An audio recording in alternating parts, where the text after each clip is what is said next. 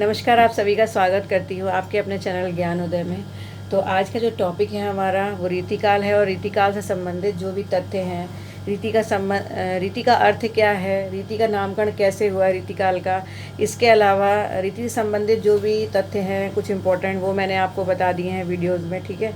और प्लेलिस्ट में अपने जो पुराने वीडियोज़ हैं और जो नए हैं उन दोनों वीडियोस को एडजस्ट करके मैंने प्लेलिस्ट आपको बना दी है आपके लिए, जिससे आप आसानी से जो भी टॉपिक्स हैं उनका अध्ययन कर सकें। मैक्सिमम ट्रिक्स जो है मैं बता चुकी हूँ रीतिकाल की रचनाओं की। लगभग रीतिकाल में अगर देखा जाए तो इम्पोर्टेंट जो पूछी जाती है एग्ज़ाम्स में वो करीब 50 रचनाएं हैं। तो लगभग सभी की ट्रिक्स मैं आपको बता चुकी हूँ। आप देखिए, मैंने प्लेलिस्ट में लगा दिए हैं सारे वीडियोज़। इसके अलावा आपको देखिए, आपको वीडियो नंबर जो है मेरा पहला दूसरा तो ये मिलेगा ही। इसके अलावा जो मैंने पढ़ाया है वो ये पहला और दूसरा है। उसके बाद तीसरा और चौथा वीडियो जो है वो आपको मिलेगा। तीसरा, चौथा और पांचवा जो वीडियो है उसमें रीतिकाल की विशेषताएं। इसके अलावा रीति सिद्ध, रीति मुक्त और रीतिबद्ध काव्य में क्या अंतर होता है, कौन कौन से कवि हैं, ये मिलेगा। इसके बाद अगले नेक्स्ट वीडियो में आपको ये मिलेगा कि जैसे कि आप सभी लोग बहुत ज़्यादा कंफ्यूज होते होंगे, रीतिबद्ध, रीति मुक्त और रीति सिद्ध जो कवि हैं उनमें बहुत कंफ्यूज होते हैं अक्सर स्टूडेंट्स। उनको ये समझ में नहीं आता कि कौन से रीति सिद्ध हैं, कौन से रीति मुक्त हैं।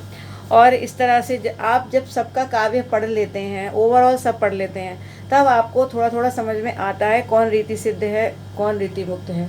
लेकिन इतना सारा पढ़ना पॉसिबल नहीं होता कि आप सभी कवियों को अलग अलग पढ़ें। तो इसके लिए अगर आपको ट्रिक्स मिल जाए तो बहुत अच्छा रहेगा। तो इसके लिए मैंने आपको 2 वीडियोज़ दी हैं, रीतिबद्ध, रीति मुक्त और रीति सिद्ध। तीनों कवियों को आप कैसे पहचानेंगे कि कौन रीति सिद्ध है, कौन रीति मुक्त है और कौन रीतिबद्ध है, ठीक है। तो इसके लिए 2 वीडियोज़ मैंने आपको दे रखे हैं। और उसके बाद फिर शुरुआत होती है ट्रिक्स की। तो ट्रिक्स के लगभग 5 वीडियोज़ के करीब मैंने आपको दिए हुए हैं, ठीक है। आप प्लेलिस्ट में सभी वीडियोज़ देख लेंगे तो ज़्यादा अच्छा रहेगा। सब मैंने लगा दी है, जो कि अभी नई मेरी रीतिकाल की प्लेलिस्ट मैंने क्रिएट की है, ठीक है। तो इतना सब कुछ हो गया है। तो आज मैं आपके लिए लाई हूँ रीतिकाल से संबंधित कुछ इम्पॉर्टेंट क्वेश्चंस। देखिए, जो रचना और रचनाकार से संबंधित प्रश्न हैं, टीजीटी में ज़्यादातर रचना और रचनाकार से संबंधित प्रश्न आते हैं, ठीक है। तो उनको जो है मैं उनको यहाँ नहीं बता रही हूँ, क्योंकि रचना और रचनाकार तो मैं आपको बता ही रही हूँ, लगातार ट्रिक्स भी दे रही हूँ। जैसा आपको पीडीएफ में दे दूँगी तो आप पीडीएफ से जो है उनको भाई रचनाएं लर्न नहीं होती तो आपके पास ट्रिक्स हैं ही, कोई दिक्कत नहीं है, आपको आराम से टीजीटी का एग्ज़ाम दे सकते हैं। लेकिन जब बात करते हैं हम पीजीटी और नेट की, ठीक है, ऐसा नहीं है कि ये प्रश्न इनमें से टीजीटी में भी कोई ना कोई आ सकता है। तो सॉरी, मैंने यहाँ पर पीजीटी लिखा हुआ है, टीजीटी भी कर देती हूँ मैं, ठीक है। टीजीटी के लिए भी इम्पोर्टेंट क्वेश्चंस है।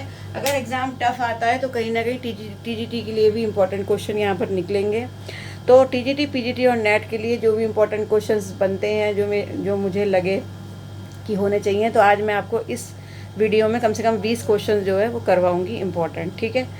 तो चलते हैं। देखिए, रचनाकार से संबंधित इसमें कोई भी प्रश्न नहीं है। इसमें रचनाओं के अंदर के प्रश्न हैं, जो प्रमुख कवि हैं उनके जीवन से संबंधित प्रश्न हैं, या फिर जो आलोचक रहे हैं उनसे संबंधित प्रश्न हैं, ठीक है। रचना और रचनाकार आप मेरे वीडियो से लर्न कर लीजिए, पीडीएफ आपको मिल जाएगी, ठीक है। इसकी जानकारी आपको टेलीग्राम ग्रुप पर जाने पर ही मिलेगी। जब आप टेलीग्राम ग्रुप में मेरे जाएंगे तभी आपको पता चलेगा। कुछ पीडीएफ जो है वो मैं आपको ऐसे ही दे रही हूँ, अपनी इच्छा से दे रही हूँ, लेकिन कुछ पीडीएफ मेरी जो है पेड भी हैं। तो आप वहाँ पर ये सारी जानकारी आप जा कर के ले सकते हैं कि कौन सी किस तरह से मिलेगी। चलिए, तो जो भी डिस्क्रिप्शन बॉक्स में और जो कमेंट बॉक्स में मेरा टेलीग्राम लिंक है, वहाँ से आप सीधे ग्रुप में पहुँच करके इसकी जानकारी ले सकते हैं। चलिए, अब देखिए, रीतिकाल के इम्पोर्टेंट प्रश्न की बात अगर हम करें, ठीक है, तो देखिए बात ये आती है कि रीतिकाल की अविरल परंपरा। सबसे पहला क्वेश्चन क्या बनता है, रीतिकाल की अविरल परंपरा किस कवि से आरंभ होती है, ठीक है। अब देखिए, ये क्वेश्चन बड़ा कंफ्यूज करने वाला है, मैंने इसीलिए यहाँ पर डाला है, ठीक है। इसमें आपके दिमाग में कई कवियों का नाम आया होगा, केशव दास का भी आया होगा, चिंतामणि का भी आया होगा, ठीक है। आपको मालूम है चिंतामणि को रीतिकाल का पहला प्रवर्तक रामचंद्र शुक्ल ने माना है, जबकि केशव दास को विश्वनाथ प्रसाद मिश्र ने भी माना है, ठीक है, भागीरथ मिश्र ने भी माना और डॉक्टर नागेंद्र ने भी माना है। ये मैंने आपको बता दिया था।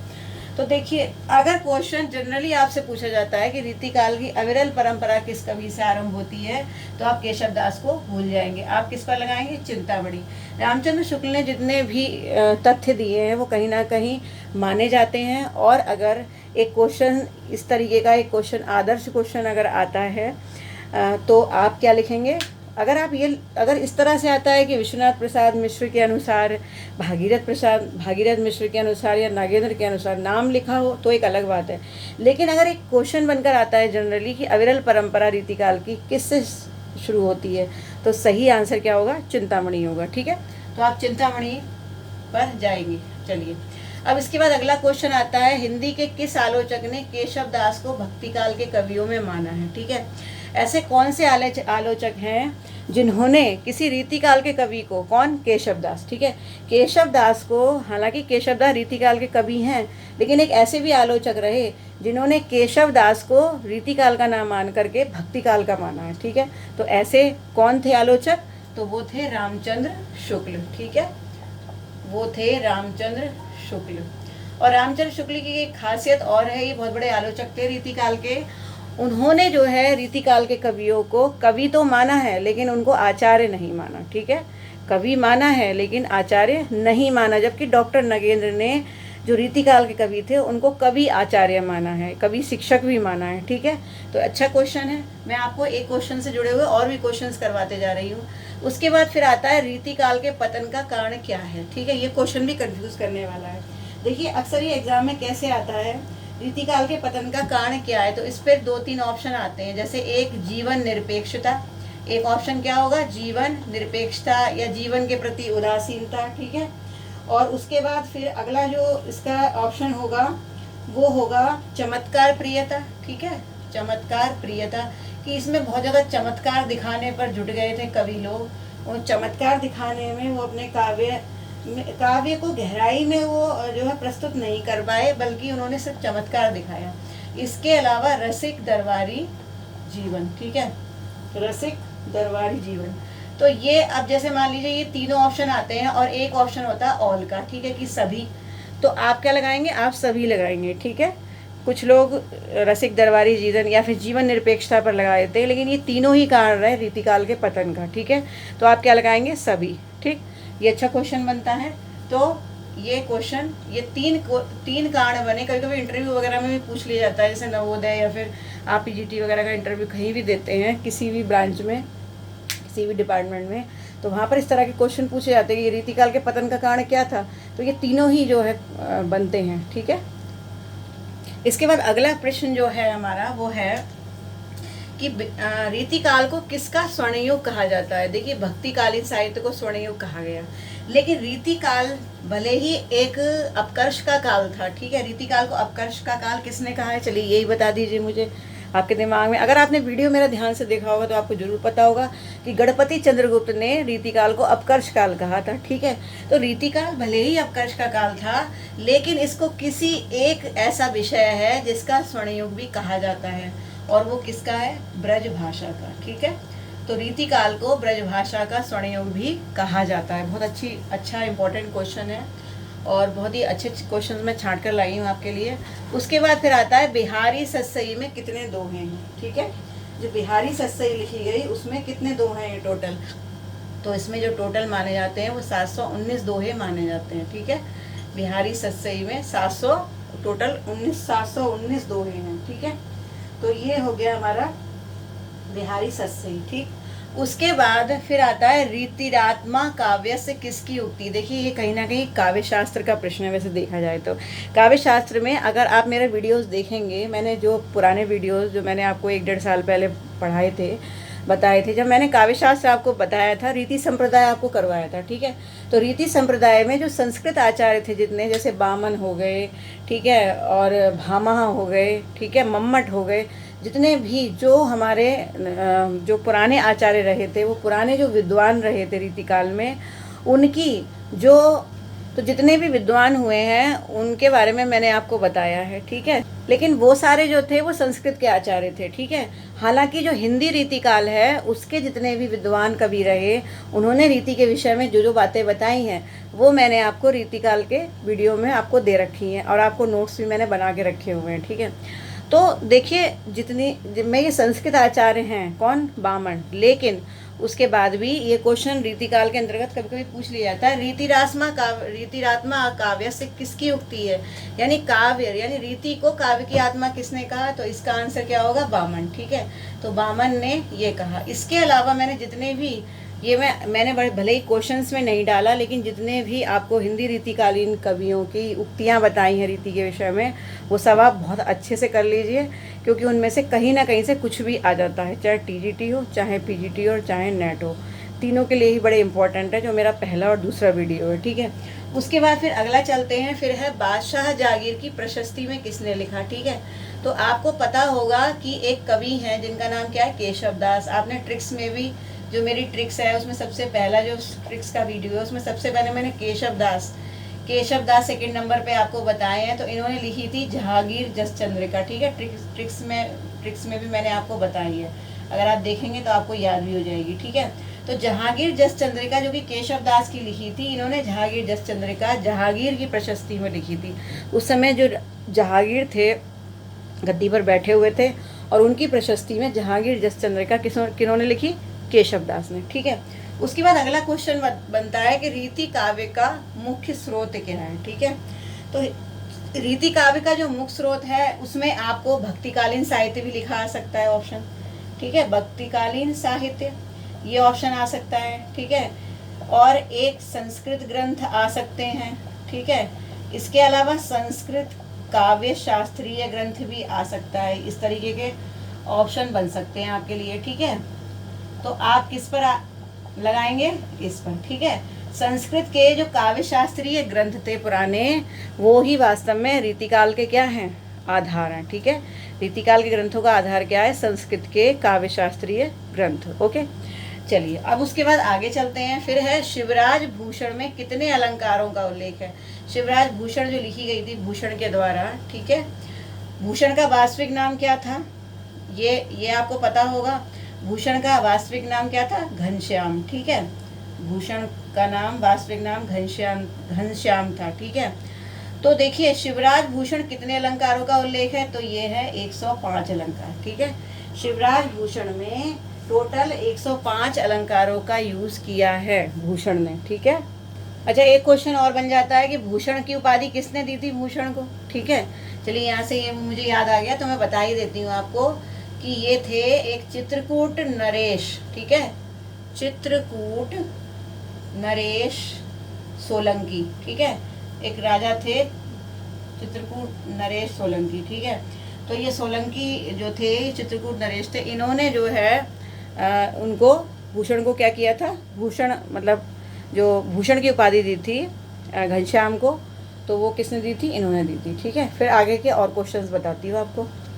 इसके बाद देखिए और प्रश्न है, 11वां क्वेश्चन हमारा बनता है। देखिए रीतिकाल के किस आचार्य का नाम मणिमाल था। ठीक है, तो मणिमाल जो नाम था वो रीतिकाल के किस आचार्य का था, तो वो था चिंतामणि। ठीक है, चिंतामणि का नाम जो है मणिमाल मणिमाल था। वास्तव में लोगों ने मणिमाल के नाम से जानते थे किनको, चिंतामणि को। उसके बाद क्या, हिंदू जाति का प्रतिनिधि कवि किसे कहा गया, हिंदू जाति का प्रतिनिधि कवि किसको कहा गया था, भूषण को कहा गया था। ठीक है, अच्छा किसने कहा था ये भी लर्न कर लीजिए, तो ये कहा था रामचंद्र शुक्ल ने। ठीक है, हिंदू जाति का प्रतिनिधि कवि भूषण को कहा गया, और किसने कहा, तो ये कहा रामचंद्र शुक्ल ने।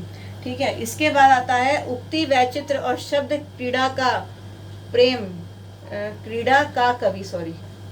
ठीक है, देखिए उक्ति वैचित्र तथा शब्द क्रीड़ा का कवि किसे कहा गया, तो ये किसको कहा गया था, ये कहा गया था केशव दास को। ठीक है, और किसने कहा था, तो फिर से रामचंद्र शुक्ल ने कहा था। ठीक है, तो ये एक क्वेश्चन बहुत अच्छे हैं ये। उसके बाद फिर चलते हैं, केशव दास ने रामचंद्रिका की रचना किसको शिक्षा देने के लिए की थी। देखिए जो केशव दास थे उन्होंने रामचंद्रिका की जो रचना की थी वो क्यों की थी, वो इसलिए की थी क्योंकि उन्हें एक गणिका थी। ठीक है, एक गणिका थी, तो वो जो गणिका थी जिसका नाम था राय प्रवीण। ठीक है, जिसका नाम क्या था, मैं यहाँ लिख देती हूँ, राय प्रवीण। ठीक है, ये गणिका का नाम था।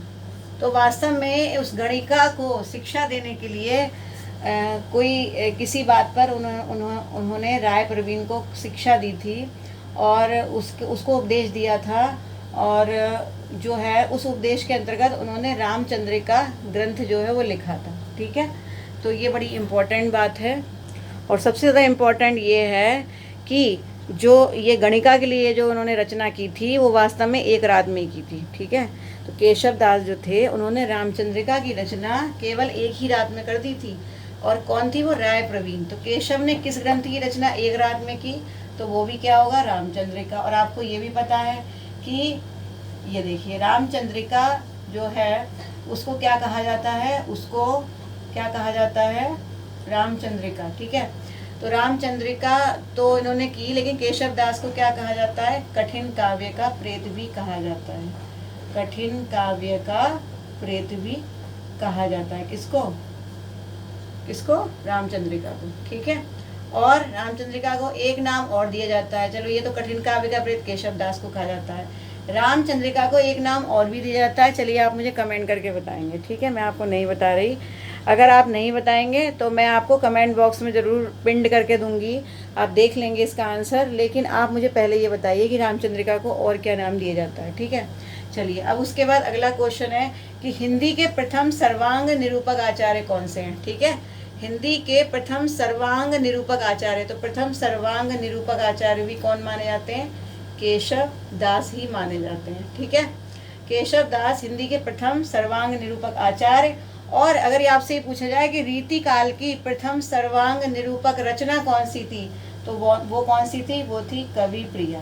ठीक है, चलिए ये भी ऐड कर लीजिए, इसी में लिख लीजिए। तो पहला सर्वांग निरूपक आचार्य केशव दास और पहली रचना सर्वांग निरूपक कवि प्रिया। ठीक है, उसके बाद फिर क्या है? औरंगजेब के दरबारी कवि का नाम क्या था? चलिए, औरंगजेब के दरबारी कवि का नाम था कालिदास, कालिदास त्रिवेदी। ठीक है, ये आपने नाम शायद सुना भी नहीं होगा, लेकिन सुन लेंगे तो अच्छा रहेगा। ठीक है, औरंगजेब के दरबारी कवि का नाम क्या था? कालिदास त्रिवेदी। ठीक है, ये भी रीतिकाल के ही कवियों में माने जाते हैं। फिर है मतीराम द्वारा रचित छंद निरूपक ग्रंथ। ठीक है, मतीराम ने जो छंद निरूपक ग्रंथ लिखा था और बड़ा ही फेमस ग्रंथ उन्होंने लिखा था, बहुत ज़्यादा इंपॉर्टेंट क्वेश्चंस भी आते हैं, तो इसका नाम था ब्रत कौमुदी। ठीक है, मैंने अपनी ट्रिक्स में भी आपको बताया है। ठीक, फिर आता है श्लेष अलंकार की अद्भुत क्षमता। श्लेष अलंकार की जो अद्भुत क्षमता थी वो किस में थी? तो वो थी सेनापति में। ठीक है, सेनापति ने श्लेष अलंकार को प्रकट करने की अद्भुत क्षमता दिखाई है। ठीक है, सेनापति को श्लेष अलंकार के बारे में बड़ा ही इम्पोर्टेंट कवि कहा जाता है। क्यों? क्योंकि श्लेष अलंकार की अद्भुत क्षमता उन्होंने दिखाई थी, जगह जगह उन्होंने श्लेष अलंकारों का यूज़ किया है। चलिए, अब हमारे 19 क्वेश्चन हो चुके हैं। एक क्वेश्चन मैं आपको, चलिए, होमवर्क में देती हूँ। मैं अब लिख नहीं रही उसको, लेकिन मैं आपको एक होमवर्क में देती हूँ। आप मुझे इसका आंसर देंगे, नहीं देंगे तो मैं ज़रूर दूँगी। ठीक है, अगर आप कल तक इसका आंसर नहीं देंगे तो फिर मैं आपको रात तक इसका आंसर ज़रूर दे दूँगी, कमेंट बॉक्स में लिखूँगी। तो बताइए, सतसैया के दोहरे जो नाविक के तीर, देखन में छोटे लगे घाव करें गंभीर। ये जो उक्ति है ये किसने कही? ठीक है, किसने कही है, किसके बारे में? ये चीज़ आप मुझे बताएंगे अपने कमेंट में कमेंट करके, अब कमेंट बॉक्स में कमेंट करके। तो उम्मीद करती हूँ आपको ये प्रश्न अच्छे लगे होंगे। अभी मैं और 20 क्वेश्चन छाटूंगी आपके लिए, ऐसे 20 क्वेश्चन बनाऊंगी।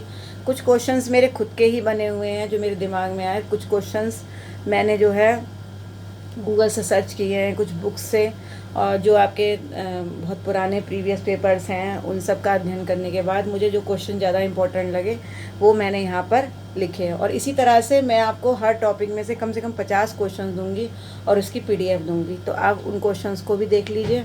बाकी आप अल्टरनेटली जो भी वीडियोज़ मैं रोज़ाना देती हूँ, जो भी मैं दे रही हूँ उसको आप देख लीजिए। रीतिकाल में मैंने आपको ज़्यादा वीडियोस नहीं दिए हैं क्योंकि ऑलरेडी ट्रिक्स वगैरह के वीडियोस मैं आपको पहले ही दे चुकी थी। पुराने वीडियोस मेरे काफ़ी अच्छे हैं, अगर आप देखेंगे तो आपको सारी रचनाएं याद हो जाएंगी। कौन रीति सिद्ध है, रीति मुक्त, और रीतिबद्ध कवि कौन हैं, ये सभी लर्न हो जाएंगे। क्या विशेषताएं हैं रीतिकाल की, रीतिकाल के विषय में जो भी चीज़ें बनती है मैंने बहुत अच्छे से आपको पुराने वीडियोज़ में समझाई हैं, इसीलिए मैंने वो पुरानी वीडियोज़ भी प्लेलिस्ट में जो आपके लगा दी हैं, तो आप देख सकते हो उन्हें। तो अब जो इम्पोर्टेंट क्वेश्चंस बनते हैं वो मैं आपको दे रही हूँ, ठीक है। और जो कृष्ण काव्य की जो लाइव क्लास थी, कुछ नेटवर्क प्रॉब्लम की वजह से अच्छे से नहीं हो पाई, तो अगली क्लास जो है वो मैं शनिवार को, यानी परसों मतलब आज 2 है, तो 4 तारीख को, ठीक है, 4 तारीख को, 4 जुलाई को मैं रात को 8 बजे लूँगी। तो आप जो हैं सभी तैयार रहें और ज़्यादा से ज़्यादा संख्या में आने की कोशिश करें, ठीक है। अगर चैनल को सब्सक्राइब नहीं किया है तो कर लीजिए अगर आप चैनल पर नए हैं, और अगर आपको मेरे वीडियोस अच्छे लगते हैं, आपको कुछ ज्ञान मिलता है, वास्तव में आपको कुछ ना कुछ प्रोत्साहन मिलता है मेरे वीडियो से, या कुछ हिम्मत मिलती है कुछ कर गुजरने की, तो आप ज़रूर, एक लाइक तो बनता है आपका, एक लाइक और एक कमेंट ही मेरे लिए बहुत बड़ा प्रोत्साहन का एक कहना चाहिए, एक बहुत बड़ा ज़रिया बनता है। और शेयर कीजिए ज़्यादा से ज़्यादा अपने फ्रेंड्स को, जो गरीब छात्र छात्राएँ कहीं कोचिंग में नहीं जा सकते, और इस समय तो खैर कोई भी कोचिंग में नहीं जा रहा क्योंकि ऐसी महामारी इस समय फैली हुई है। तो लेकिन जो वाकई जिनको ज़्यादा प्रॉब्लम है, जो ऐसे गरीब छात्र छात्राएँ हैं जिनको जो नहीं दे सकते, इतना अफर्ट नहीं कर सकते कोचिंग्स वगैरह में, तो आप उनको ज़रूर ये सारे शेयर किया करिए वीडियोस, जिससे ज़्यादा से ज़्यादा संख्या में छात्र छात्राएँ फ़ायदा उठा सकें वीडियोस का और देख सकें, ठीक है। कोई मेरा ही नहीं, अगर कोई भी शिक्षक होता है, अगर आपको लगता है कि वाकई उसमें क्षमता है, कोई अच्छा पढ़ा रहा है, तो सभी को मोटिवेट करना शिष्य का कर्तव्य बनता है। आप मुझे मोटिवेट करें, आप गुरुओं को मोटिवेट करें और गुरु आपको मोटिवेट करें, इसी से जो है ये शिक्षण कार्य जो प्रक्रिया है, इसमें हमें सफलता मिलती है, ठीक है। तो इसी तरह से देखते रहिए वीडियोस को, और लगातार टेलीग्राम ग्रुप से जुड़ते रहिए, फेसबुक ग्रुप से जुड़ते रहिए, मेरे कमेंट बॉक्स में या फिर डिस्क्रिप्शन बॉक्स में आपको दोनों जगह मेरे दोनों लिंक मिलेंगे, आप जाके जुड़ सकते हैं मेरे टेलीग्राम ग्रुप से, और नोट्स वगैरह भी आपको मिलते रहेंगे। देखिए, नोट्स की बात ये है, कुछ छात्र छात्राओं के कमेंट्स आते हैं कि मैम सारे नोट्स एक साथ दे दीजिए हिंदी के। तो देखिए, नोट्स जो हैं वो मेरे पास खुद के बने हुए नोट्स हैं ऐसे, जो मैं इस तरह से शेयर नहीं कर सकती, लेकिन हाँ इतना ज़रूर है कि मैं अपने नोट्स से और भी ज़्यादा, इसके अलावा अपने नोट्स के अलावा भी मैं एक्स्ट्रा चीज़ों को पढ़ करके और एक्स्ट्रा चीज़ों से जो जैसे किताबें हैं, प्रीवियस पेपर्स हैं, इम्पॉर्टेंट क्वेश्चंस हैं, ठीक है, इसके अलावा जो भी मैं पढ़ती हूँ, जो अध्ययन करती हूँ, उससे मुझे जो भी सीखने को मिलता है और मुझे लगता है कि ये क्वेश्चन इम्पॉर्टेंट है, ये तथ्य मुझे बताना चाहिए आपको, तो मैं कई चीज़ों से आपको PDF जो है बना करके दे रही हूँ, है ना। कई बार ऐसा भी होता है, जैसे उपकार की बुक है, उपकार की बुक बहुत अच्छी है, मैंने इसीलिए आपको सजेस्ट की है, ओमकार नाथ वर्मा की, चाहे TGT हो चाहे PGT और नेट हो, ओमकार नाथ वर्मा जी ने बहुत अच्छे से रचनाएं और रचनाकार को, और इसके अलावा रचनाओं की जो भूमिका है वो उन्होंने एक टेबल में दे रखी है बहुत अच्छे से, ठीक है। तो मैंने कुछ छात्र छात्राओं का कमेंट आया कि मैम उपकार की बुक नहीं है हमारे पास, तो इसीलिए मैंने जो टेबल ऐसी उसमें दी हुई हैं जो आपके काम आ सकती हैं, तो वो टेबल्स भी मैं आपको टेलीग्राम ग्रुप में दे रही हूँ। इसके अलावा अपने नोट्स जो भी मैं आपको पढ़ाती हूँ वो सारे नोट्स आपको टेलीग्राम ग्रुप में दे रही हूँ, लेकिन आपको धैर्य रखना होगा। आपको नोट जो है एकदम से नहीं मिलेंगे, एक साथ में सारे नोट्स नहीं दे सकती, क्योंकि ये नोट्स भी मैं ही क्रिएट कर रही हूँ, मैं ही टाइप करती हूँ और मैं ही सारा टाइम इसके लिए निकालती हूँ, ठीक है। तो इसलिए आपको थोड़ा धैर्य रखना पड़ेगा। हो सकता है कि कोई मेरा मान लीजिए मैंने आज, हो सकता है कि मैंने 4 PDF एक साथ दे दिया आपको जिस दिन मुझे समय मिल गया, और हो सकता है कि किसी दिन बिल्कुल समय ना मिले तो एक भी PDF आपको ना मिले, लेकिन इतना मैं आपसे वादा करती हूँ कि जो भी मैं पढ़ाऊँगी उसकी PDF आपको ज़रूर दूँगी, टेलीग्राम ग्रुप पर आ जाएगी। उस दिन नहीं आएगी तो 2-4 दिन बाद आएगी, लेकिन आएगी ज़रूर, ठीक है। तो इसी तरह से पढ़ते रहिए, अध्ययन करते रहिए खुशी से, मन लगा करके।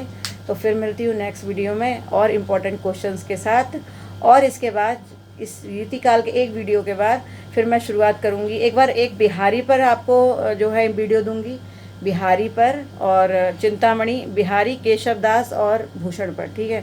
इनके बारे में कुछ नोट्स भी दे दूँगी आपको, इम्पोर्टेंट चीज़ें बता दूँगी। इसके अलावा फिर मैं शुरू करूँगी आपका आधुनिक काल, ठीक है। तो देखते रहिए, मुस्कुराते रहिए, स्वस्थ रहिए, घर में रहिए, सुरक्षित रहिए।